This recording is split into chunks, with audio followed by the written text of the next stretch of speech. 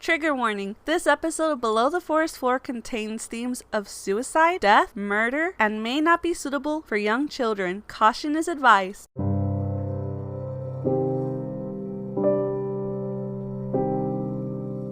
Welcome to Below the Forest Floor. My name is Nancy, and today we are going to be discussing one of the most famous creatures of all time, the vampire. Although in recent years, the vampire has been watered down to become a lonely, romantic human that just so happens to drink blood and can't go outside on a nice summer day, they were once one of the most feared creatures in history.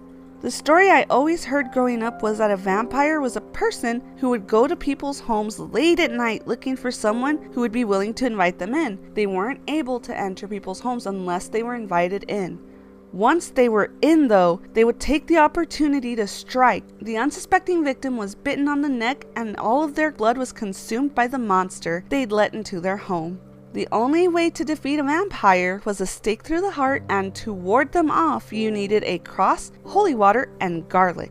My dad always kept these at our front door just in case though. Silly? Some may think so, but with the kinds of things my family had experienced with the supernatural, I don't blame him. I did always wonder where this fear arose from and asked my dad if he had any stories. He always seemed really uncomfortable when I would ask these questions and change the subject, so that was kind of weird. Where exactly did these vampires even come from though? Where did they originate from? Well, this changes depending on who's telling the story. For example, some people believe that a man named Vlad the Impaler is the father of all these spooky little bloodsuckers because of some pretty bad things he did. Vlad the Impaler is the nickname of a real-life Romanian prince named Vlad III Dracula. Yep, you heard that right, Dracula. No, this guy wasn't a real vampire himself, and Bram Stoker, the author of Dracula, never mentioned him as inspiration for the book, but Vlad was a power-hungry man who tortured his enemies to the fullest extent by impaling them on spears while they were still alive.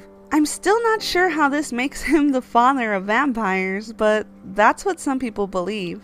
Others claim that Lucifer is the father of all vampires and that they are just another kind of demon forced to wander the earth, creating more demons and never being satisfied with their hunger. This is where I'm sure the whole holy water and cross protection thing came around.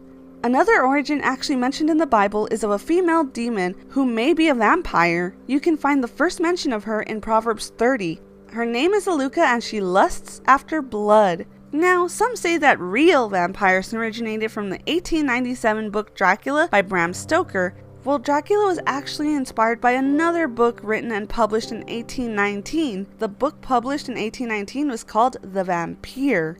This book was written by a man named John Polidori during a ghost story writing competition against a woman he had been completely infatuated with. On the night of this competition, John created one of the most famous vampire books in existence, and the woman that he was infatuated with was Mary Shelley, the mother of science fiction, and on that night she created Frankenstein. It's amazing that two of the most famous creatures in horror history were created on the same night. Although The Vampire is the first popular published telling of vampires, it still isn't the origin of this monstrous creature.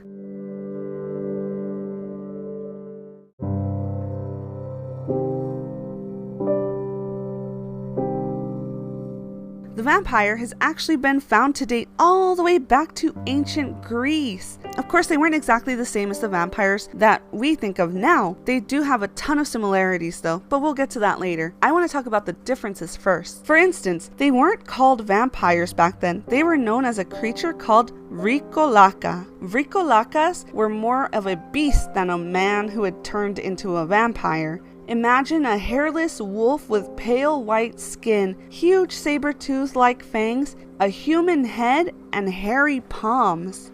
Vampires as we know it sucked blood from people's necks to survive, but the story back then was that they ate flesh, like full-on parts of people. So if they ate flesh instead of biting people, how did new vampires appear back then? One of 5 ways actually.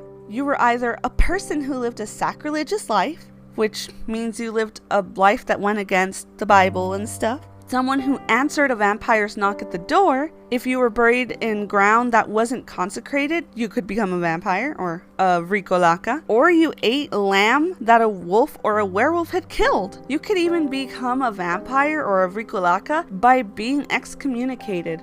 Boy, there were a lot of ways to become a vampire back then, and it definitely wasn't cool to become one like it is now. These days, if you were to become a vampire, you'd still be you, but with fangs, superhuman abilities, and an insatiable hunger for blood.